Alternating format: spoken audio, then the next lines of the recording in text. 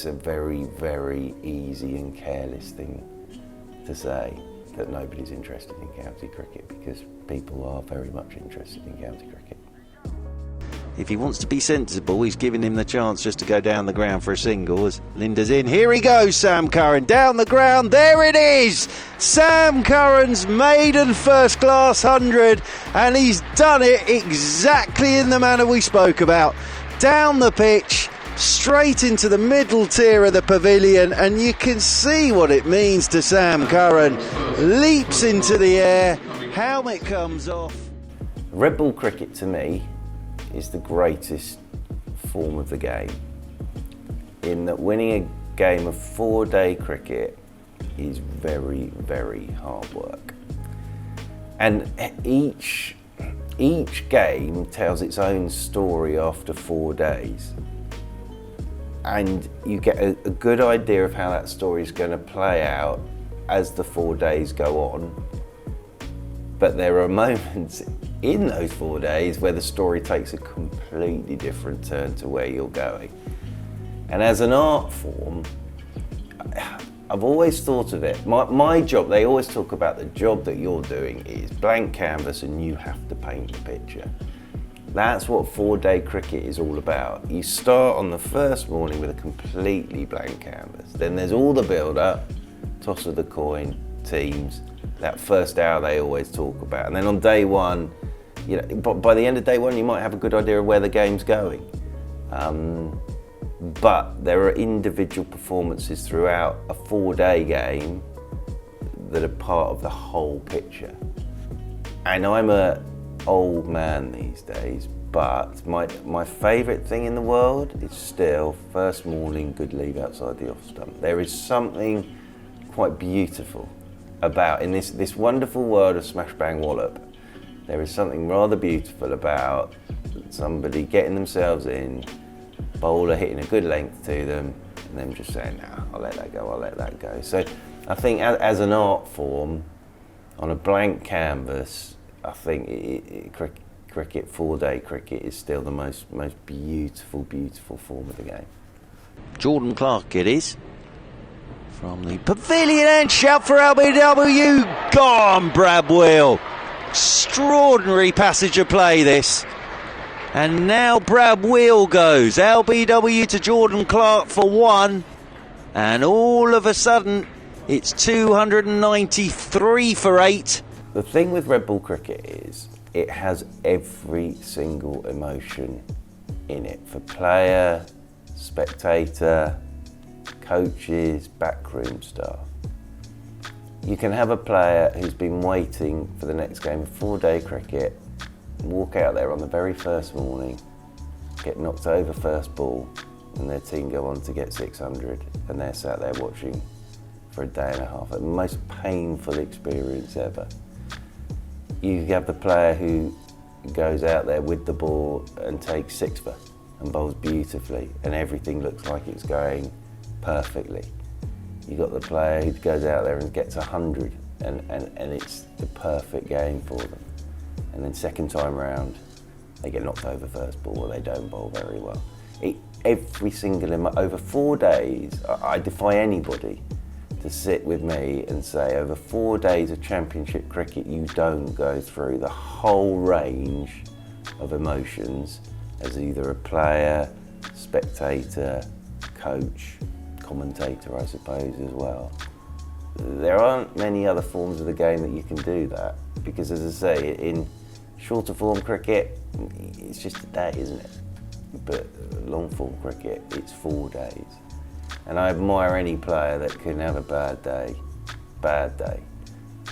go to bed, wake up the next morning and come back and do it all again. So, in art terms, many of the great painters have been tortured souls.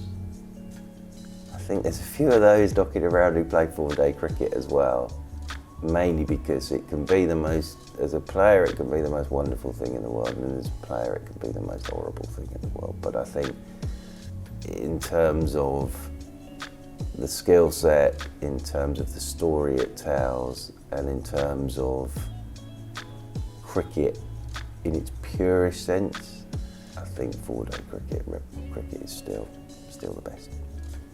And he's being given that time at the moment. He's got to get the length right.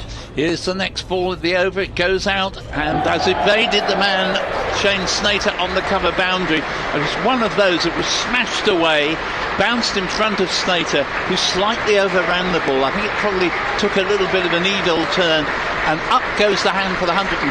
4 runs there takes him to 150. I think over my 49 years, there aren't many things that annoy me, but that phrase, "there's nobody really interested in county cricket," drives me absolutely off because the thing is, the crowds are good now. They're better. This is the interesting thing. They're better than they were probably 5-6 years ago. When you play county cricket in days of the week, unless something's changed, people have to go to work and earn a living. So they're not going to be able to come to every day of championship cricket. That's just the way it works. But I think if you look at the numbers with live streaming, you look at the numbers on Cricket Info scorecards, you look at the numbers listening to the BBC, I defy anybody to tell me that people aren't interested in county cricket. Of course they are. Because, again, you might not even have a county that you support, but there'll be a player there that you look at and they're scoring runs and you think, oh, I wonder how they've gone this week. Or when they make a debut for England, you look back at what they did for their county. And people are interested. And I think it's a very arrogant, I've always thought it's an incredibly arrogant thing to sit there and go, nobody is interested in county cricket. And the one that really, what annoys me is when there are people out there who owe an awful lot to county cricket, who are sort of saying nobody's interested in county cricket. They're quick to forget what county cricket meant to them and what they did in county cricket. So, yeah, people are interested in county cricket. The standard's pretty good, especially Division 1, and I think it's a very, very easy and careless thing to say that nobody's interested in county cricket, because people are very much interested in county cricket. It's come off the ice. It's to my right, and it's ready to be consumed. Tattersall has been thrashed out towards the boundary, and there it is! Surrey win by 10 wickets. They win their 21st county championship title, their 14th since the Second World War. No other... So you can arrive at 10:30, you can have a sit in the sun, you can watch the players warm up, you can sit and watch the cricket, you can discuss it with people.